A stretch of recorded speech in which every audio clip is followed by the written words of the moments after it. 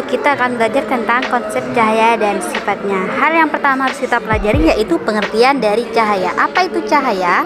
Cahaya adalah energi berbentuk elektromagnetik yang kasat mata. Nah, hal yang kedua yang harus kita pelajari yaitu tentang sifat-sifat cahaya. Apa saja sifat-sifat dari cahaya? Ini dia. Yang pertama yaitu cahaya dapat merambat lurus. Contohnya yaitu lampu yang dihidupkan yang menampilkan cahaya yang merambat lurus. Kemudian yang kedua, cahaya dapat dibiaskan. Maksud dari cahaya dapat dibiaskan yaitu cahaya dapat berbelok, seperti contoh di gambar tersebut, di mana pensil yang dimasukkan ke dalam air terlihat seperti patah. Kemudian yang ketiga yaitu cahaya dapat menembus benda bening. Yang keempat yaitu cahaya dapat dipantulkan. Pemantulan pada cermin itu terjadi pada cermin cekung, cermin cembung, dan cermin datar. Pemantulan pada cermin ini merupakan cermin yang mempunyai permukaan pantul berbentuk bidang datar, di mana menghasilkan bayangan yang datar maya. Tinggi bayangan sama dengan tinggi benda, besar bayangan sama dengan besar benda, dan kemudian posisi bayangan orientasi kanan kiri berlawanan dengan bendanya.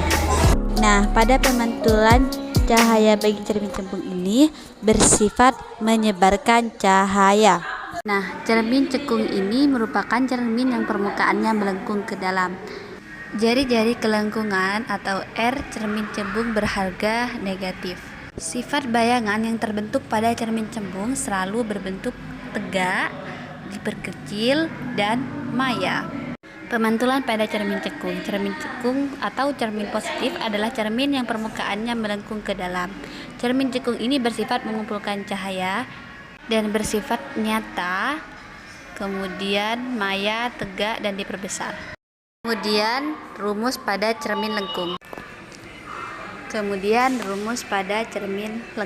S yang berarti jarak benda dari cermin, dan S1 yaitu jarak bayangan dari cermin, kemudian F jarak fokus dari cermin, F bernilai negatif untuk cermin cembung dan positif untuk cermin cekung.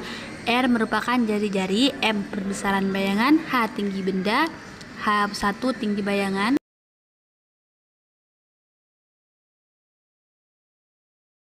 Kemudian ada juga cahaya dapat dibiaskan. Biasan adalah pembelokan arah rambat cahaya saat melewati medium yang berbeda kerapatannya. Pembiasan pada cahaya lensa ini terjadi pada lensa cembung dan lensa cekung.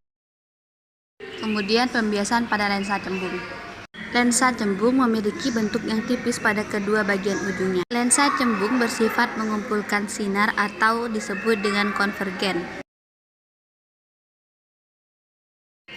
Kemudian pembiasan pada lensa cekung. Lensa cekung adalah benda bening yang mempunyai bentuk sedemikian rupa sehingga ketebalan bagian tengahnya lebih kecil daripada bagian ujungnya. Lensa cekung juga sering disebut lensa negatif atau bersifat menyebarkan sinar yang disebut dengan divergen. Berikut merupakan contoh soalnya. Dan cukup sekian dari saya dan terima kasih.